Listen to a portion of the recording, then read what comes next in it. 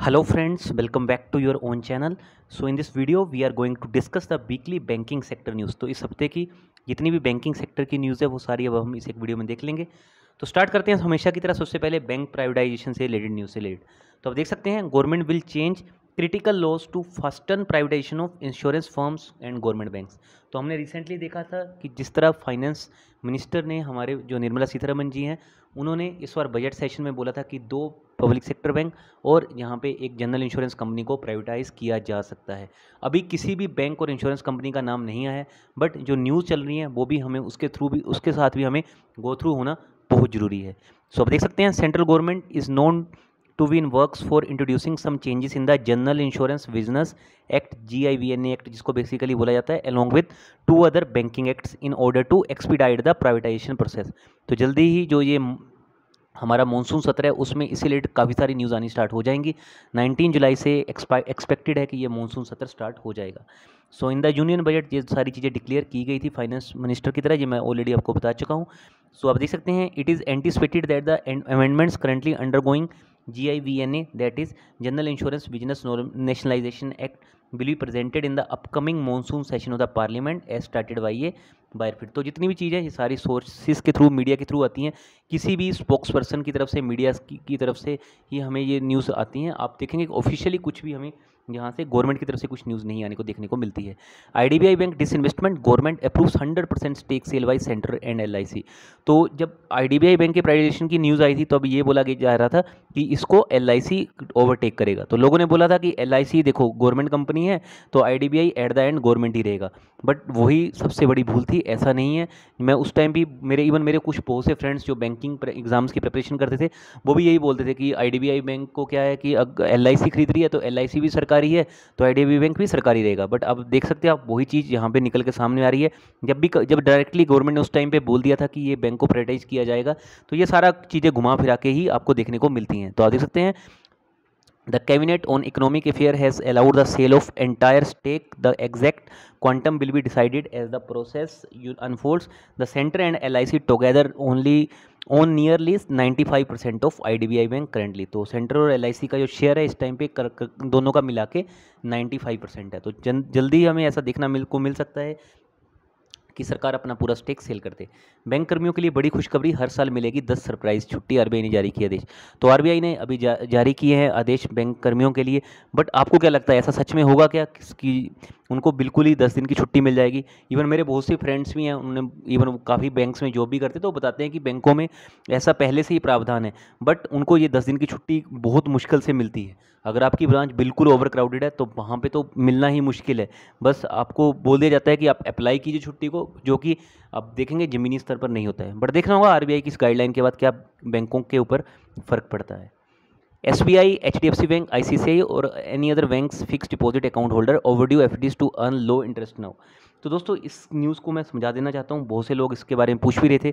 तो जनरली क्या होता है, आप सपोज करो 1 ईयर के लिए आपने FD बनाया, ठीक है, और आपने उसको ऑटोमेटिक रिन्यूअल की कैटेगरी में नहीं डाला, तो क्या हो गया, आपका 1 साल के बाद FD जैसे ही मैच्योर होगा तो वो आपका जो इंटरेस्ट होगा वो आपका एज इट इज़ पड़ा रहेगा, ठीक है। तो अगर वो ऑटोमेटिक रिन्यूअल होता तो क्या होता, 1 साल बाद वो ऑटोमेटिकली रिन्यू हो जाता। तो अब सपोज करो आपने FD 365 डेज़ का बनाया, बट आप किसी कारण से बैंक में जाते हो 475 दिन के बाद, 100 दिन के बाद जाते हो, ठीक है। तो बैंक क्या करेगा, ये 365 दिन का तो इंटरेस्ट आपको जो FD का है, जैसे सपोज करो कि 5.40% है, अगर सीनियर सिटीजन की बात करूँ तो उसी पे ही मिलेगा। बट जो रेस्ट बच गया 100 डेज़ का, ठीक है, 475 था, 100 डेज़ का बच गया, तो वो मिलेगा आपको SB के ऊपर, सेविंग बैंक का जो इंटरेस्ट रहेगा। और आपको पता सेविंग बैंक का इंटरेस्ट कितना कम हो चुका है, 2 से 2.5% के बीच में है। तो इसीलिए कभी भी आप FTR बनाते हो तो हमेशा उसको ऑटोमेटिक रिन्यूअल में रखा कीजिए, ये चीज़ प्लीज़ ध्यान में रखना। HDFC bank Q1 net profit seen up 17.9% year on year to ₹785.3.1 crore. Motilal Oswal, तो मोतीलाल ओसवाल जो ब्रोकरेज फर्म है, इन्होंने एक्सपेक्ट किया है कि जो HDFC बैंक के Q1 प्रॉफिट है वो काफ़ी अच्छे खासे ईयर ऑन ईयर बेसिस पे बढ़ते हुए देखने को मिल सकते हैं। देखना होगा एट द एंड किस तरह से ये प्रॉफिट आते हैं। Yes bank, HDFC bank Q1 updates show second wave impact on retail. तो सेकंड वेव का आपको पता है बहुत ज़्यादा गहराई असर पड़ा है। इवन HDFC बैंक के लोन पोर्टफोलियो या फिर रिटेल पोर्टफोलियो के ऊपर बहुत यहाँ पे भयंकर इफेक्ट पड़ा। इवन येस बैंक के ऊपर भी आप देख सकते हैं contraction in its overall loan book. तो HDFC बैंक के जो ओवरऑल लोन बुक है, इसके अलावा रिटेल लोन बुक है, दोनों में बहुत ज़्यादा यहाँ पे सेकेंड वेव ने इफेक्ट डाला है। Bob science MOU with STPI for startup funding. तो बॉब बैंक ऑफ बड़ौदा ने साइन किया है MOU with STPI for startup funding. अब एसटीपीआई क्या है? It is software technology park of India.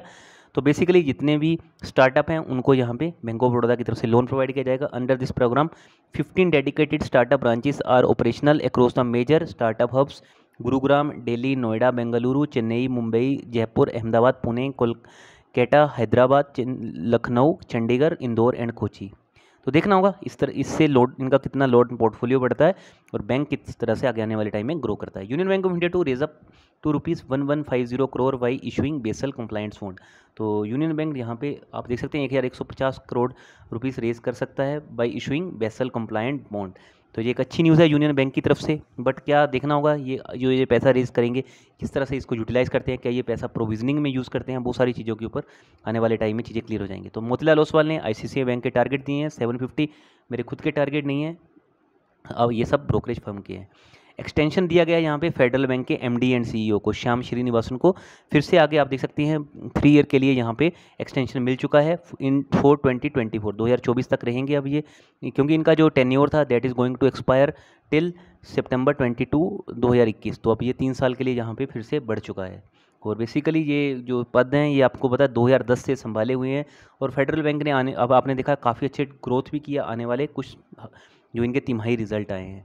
Yes bank and DCB bank offer 7% interest on 3 year FD for senior citizen. तो आपको पता है येस बैंक और डीसीबी बैंक बहुत ज़्यादा प्रोवाइड कर रहा है, हाई इंटरेस्ट रेट प्रोवाइड कर रहा है जो फिक्स्ड डिपॉजिट है फॉर सीनियर सिटीजन। तो axis bank and Kotak Mahindra bank offer 5.9 and 5.6%। वहीं सबसे ज़्यादा येस बैंक इस टाइम पे और डीसीबी बैंक प्रोवाइड कर रहे हैं। Yes bank loans advances shrink in Q1 after कोविड-19 इफेक्ट। तो येस बैंक के लोन पोर्टफोलियो में हमने देखा काफ़ी गिरावट आने को दिखी है। इसका रीज़न सेकंड वेव को ही बताई जा रही है, जिसके कारण इनका रिटेल लोन का पोर्टफोलियो भी अच्छा खासा यहाँ पे श्रिंक करता हुआ देखने को मिल रहा है। Max Bupa health insurance and axis bank enter into A bank assurance partner.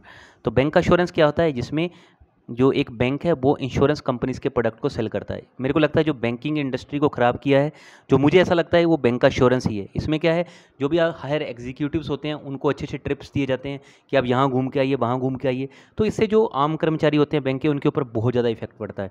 और जो इंश्योरेंस कंपनियाँ वो तो फोकट में बहुत ज़्यादा यहाँ पर पैसा कमाती रहती है। तो इसी दिशा में अब एक्सिस बैंक भी आप देख सकते हैं, ये ऑलरेडी मैक्स बुपा का जो टाई अप था federal bank, bank of Baroda के साथ था, अब इन्होंने फिर से एक्सिस बैंक के साथ बढ़ा दिया है। तो आप देखेंगे आने वाले टाइम में एक्सिस बैंक के एम्प्लॉयज़ के ऊपर भी इसका काफ़ी ज़्यादा इफेक्ट पड़ने को मिलेगा, जो कि ऑब्वियसली चीज़ है, नेगेटिव मैनर में ही रहता है। बैंक का इंश्योरेंस मुझे कभी भी आज तक अच्छा प्रोडक्ट नहीं लगता है।